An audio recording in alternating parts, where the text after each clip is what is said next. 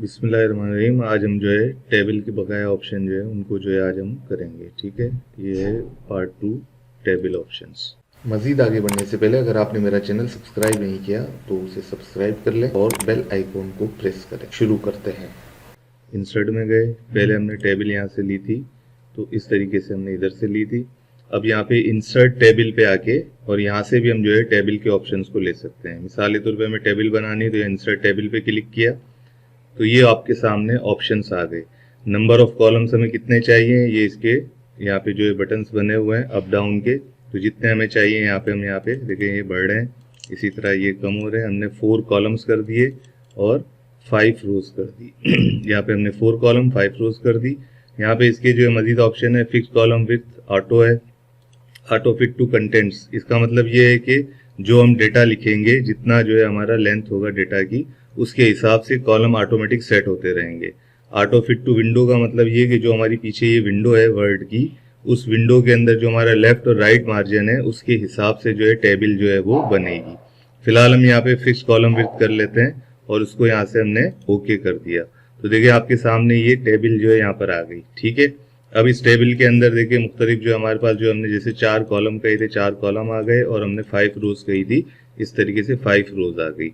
अब इसके अंदर जो मैं आपको समझाना चाह रहा था मजीद, जैसे फॉर एग्जांपल मैं यहाँ पर जो है इसके अंदर ऐड कर लेता हूँ बिलो के अंदर मजीद रोज।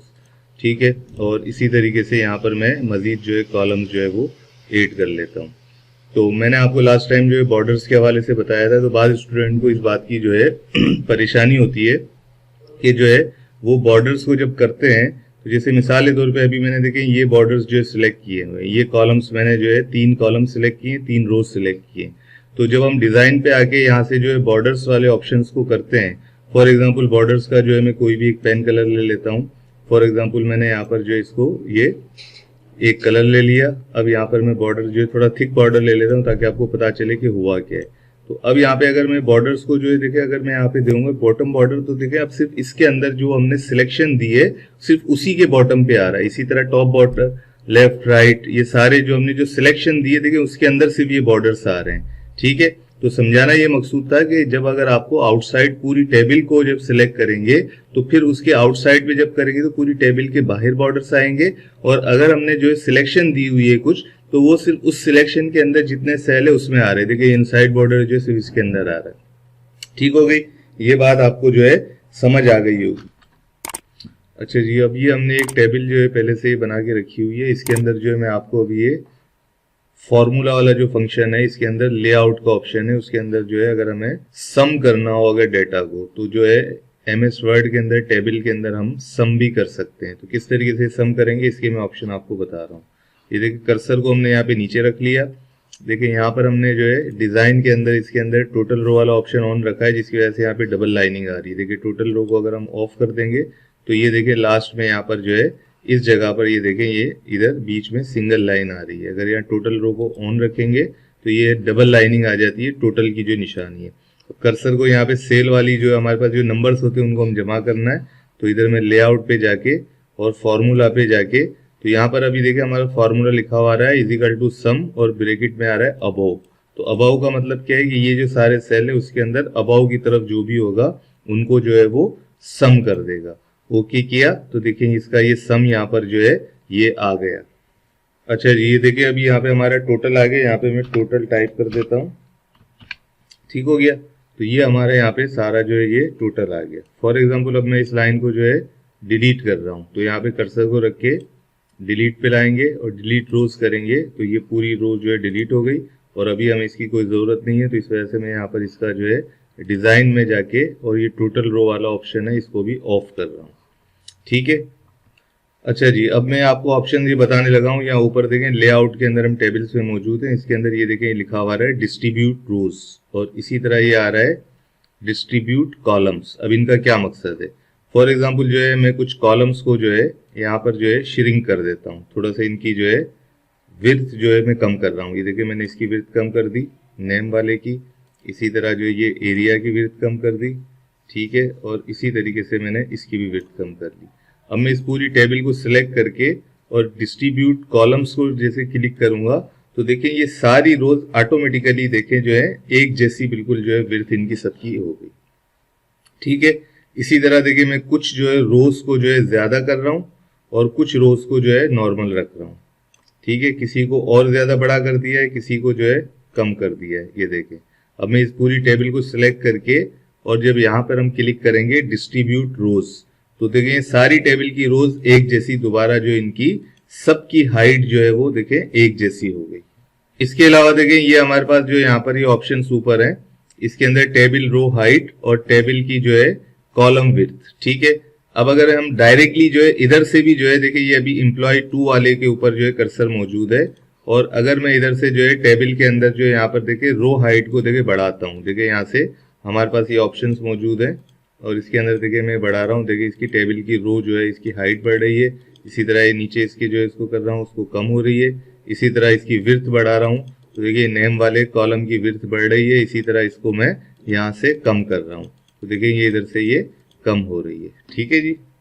अच्छा जी, अब हम यहाँ पर देखिए ये सॉर्ट का ऑप्शन हमारे पास मौजूद है, तो इधर जो है सॉर्ट के ऑप्शन से क्या होगा, ये देखिए ये अभी हमने यहाँ पर जैसे ये नेम्स जो है इसका कॉलम है, नेम कॉलम के अंदर जो है यहाँ पे ये नेम लिखे हुए हैं।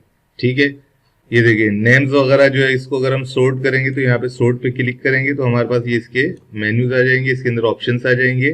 तो यहाँ से हम कौन सा कॉलम सॉर्ट करना चाहते हैं, तो सॉर्ट बाय के ऊपर यहाँ पर क्लिक करेंगे तो हम यहाँ पर हमारे जितने भी कॉलम्स के नाम है देखिए यहाँ पर इसके अंदर जो कॉलम्स है वो सारे इधर यहाँ पर शो हो रहे हैं।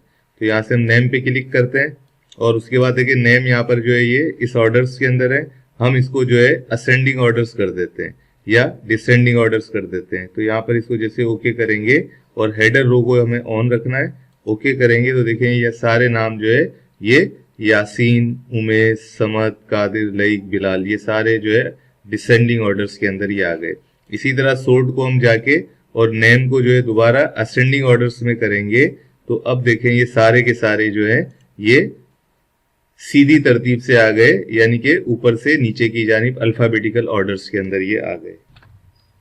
ये देखिए हमारे सारे जो है ये नेम जो है ये अल्फाबेटिकल ऑर्डर्स में आ गए। इसी तरह अगर हम जो है सेल वाले जो है कॉलम्स को जो है ये सॉर्ट करना चाहते हैं तो इसकी हम तरतीब जो है करना चाह रहे हैं, सॉर्टिंग से क्या होता है तरतीब हो जाएगी इसकी। तो इधर अब हम जो सॉर्ट बाय में कॉलम का नाम ले लेते हैं सेल और इसको हम कर देते हैं असेंडिंग ऑर्डर्स में।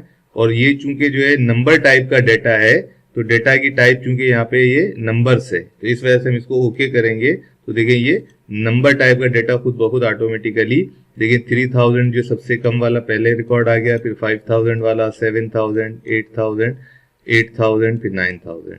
तो ये देखिए ये जिस तरीके से एम्प्लॉय के जो डेटा थे उस तरीके से उसकी जो है ये सॉर्टिंग जो है वो हमने कर दी। इसी तरह इसको अगर हम डिसेंडिंग ऑर्डर्स में करें तो यहाँ पर देखें सेल दे दिया और इसको यहाँ से डिसेंडिंग ऑर्डर्स में किया तो जो सबसे टॉप मोस्ट जो है वैल्यू होगी वो पहले आ जाएगी, फिर उससे कम वाली, फिर कम कम, इसी तरह और मजीद कम। अच्छा जी, ये देखिए अभी मैंने एक और टेबल यहाँ पे नीचे एक बना के रखी हुई है, तो इस टेबल को हम देखते हैं। अब इस टेबल के अंदर क्या हमने फॉर्मेटिंग वगैरह कोई नहीं रखी, मैं यहाँ पे आपको इसको ये ऑप्शन बताना चाह रहा हूँ कन्वर्ट टू टेक्स्ट।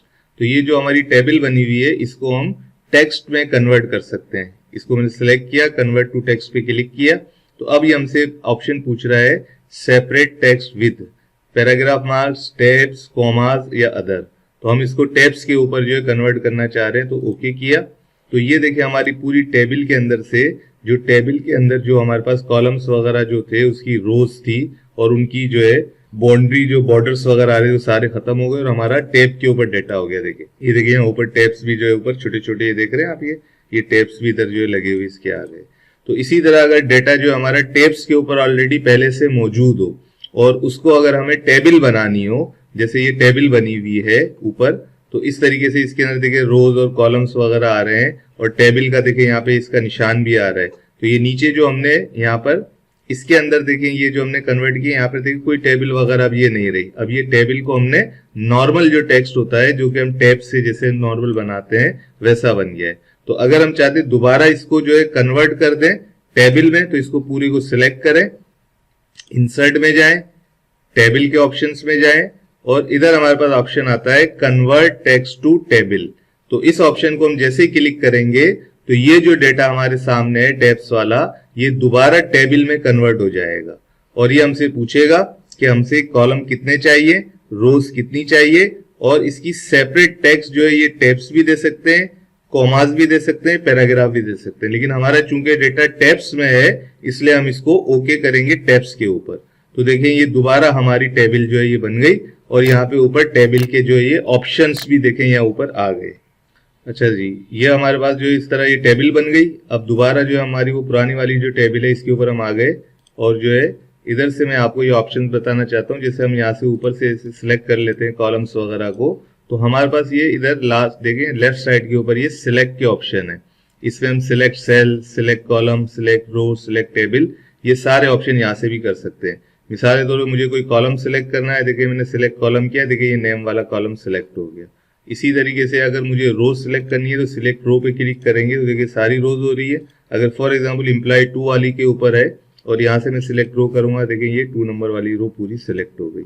ऐसे ही अगर जो है मुझे फॉर एग्जांपल ये कर्सर इधर यासीन वाले कॉलम के ऊपर है और इसके ऊपर सेल के ऊपर अगर मैं यहाँ पे सिलेक्ट सेल करूंगा, देखिए ये वाला सेल जो है सिर्फ सिलेक्ट हो गया।